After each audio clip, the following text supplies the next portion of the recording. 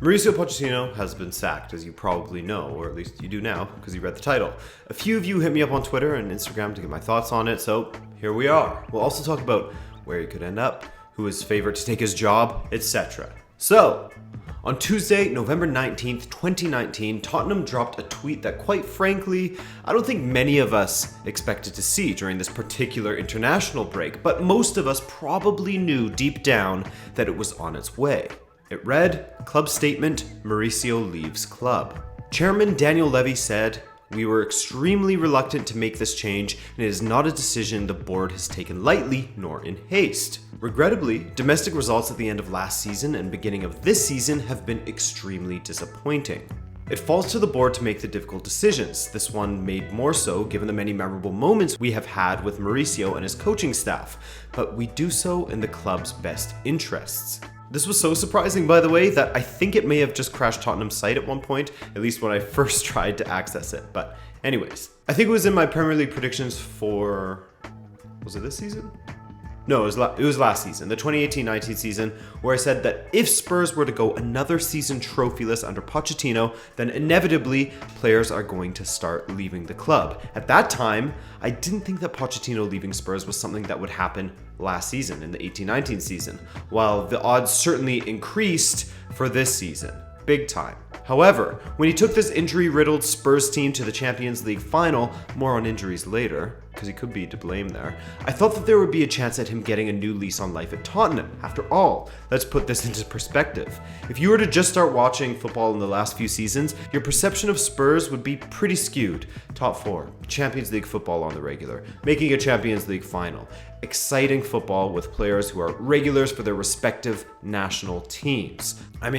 I think Tottenham was the most well-represented team at the semi-final stage of the 2018 World Cup. That's a far cry from the club they used to be. And part of the reason why they have clawed their way up to this level is down to Mauricio Pochettino and the total belief he had in his philosophy and his vision at the club. Everyone from the board to the players bought into him, and rightfully so. He was doing incredible things with the means he had at his disposal. But while he had taken them to heights that they hadn't seen for decades, for me, there was always one big problem for Pochettino: the lack of silverware, as mentioned earlier. The longer the time went on, even if the players said they were committed to him, the more that time passed without a trophy, that time discredited Pochettino in the subconscious of the players. That time without a trophy created a lack of belief in the man that had commanded and demanded so much of it before. Sorry for the rhyme there. So much of it before, when he was turning Tottenham into a regular in the top four and cementing them as a bona fide top six. Remember, the Premier League was a big four for many years, but the emergence of City stretched that, and Tottenham's great play, mostly under Pochettino, stretched that once again to six. But like I said, subconsciously, even if the players say that they're committed to Pochettino and they believe in him, that doubt in him had to be creeping in there. Now, did he deserve the sack? As I alluded to, I think that had he gone yet another season trophyless at Tottenham, because remember, he hasn't won a single thing since joining them in 2014, I think he would have been gone either way come May 2020. This is a results business in the end. It has to be if you want to be considered a big club. And in order to do that, you have to win things. As soon as you start accepting mediocrity, i.e. not winning trophies, that's when you can no longer be regarded as a big club. And Tottenham's pursuit to becoming a big club would not go anywhere if they didn't win anything. It's all good and great to regularly upset the other teams in the top six and establish your place in the Champions League, making the final of which is an accomplishment in itself. Don't take anything away from them. But without winning things, what credibility do you have as a team? What credibility do you have as a manager? Not too long ago, there was an article that came out on The Athletic. Cue the Athletic comments in the comment section. Talking about how things had changed around Tottenham, with the headline being, "The place is a regime and they're sick of him." Talks of insane training drills grinding the players down and thus creating these insane injury crises Tottenham have had to endure. His old tricks not working with the players to get them G'd up in matches. Players such as Eriksen and others ready to leave the club ASAP. Pochettino's reluctance to rotate some of his players. The signs that he and the board weren't on the same wavelength in regards to transfers. It was becoming sour there. You could feel it. You could see it in his demeanor. These are all of the hallmarks of a coach coming to the end of his cycle with a club, in my opinion. He'd lost the dressing room, and the results were beginning to suffer on the pitch. I mean, come on, this team is unrecognizable in the Premier League, where they currently sit in 14th with just 14 points. I said that really weird. 14 points from 12 matches? And as was highlighted in the press release, the results towards the end of last season were poor as well, with Tottenham winning 1 of their last 5 matches in the Premier League and nearly dropping into 5th place. Thankfully for them, Mr. Good Evening matched their record for the final 5 matches, and Spurs finished a point above the rivals. If he hadn't, this sacking announcement would have come much sooner, I can guarantee it. Probably would have come in early October. Like I've said a couple of times already, to try to hammer this point home, Pochettino's time was running out, and he would have been gone at the end of the season anyway if they finished trophyless and outside of the top 6, which is their current trajectory. They're far short of the top 6 right now.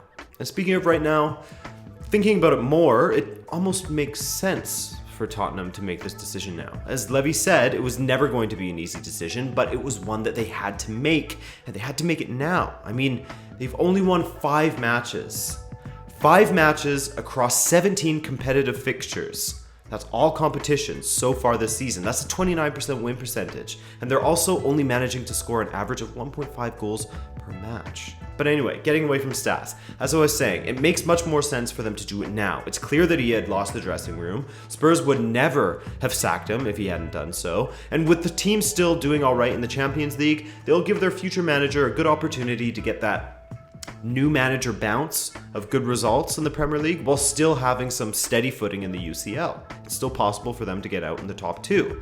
Plus, the managers that are available to them aren't too shabby either. Do you give someone like a Niko Kovac a try? A guy who may be more suited to a team of Tottenham's level? I personally don't love that idea. I don't love Kovac as a coach, but maybe it could work.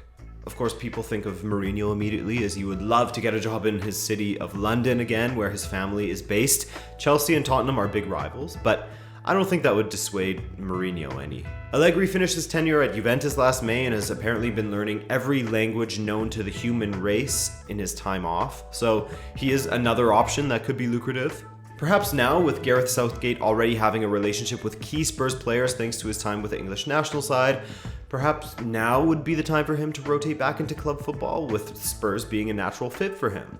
Or perhaps with Pochettino being available and United having entertained the idea of hiring him in the past, perhaps now this will force Woodward and the Glazers into letting go of Ollie, who for me is still in over his head and not full-time manager material for a club of United stature. But whatever happens, whatever kind of miniature managerial merry-go-round this creates, while the timing of it is shocking, for me, that's about the only shocking bit about this, and Pochettino was on his way out the door regardless. What do you guys think? Was it the right time to sack him?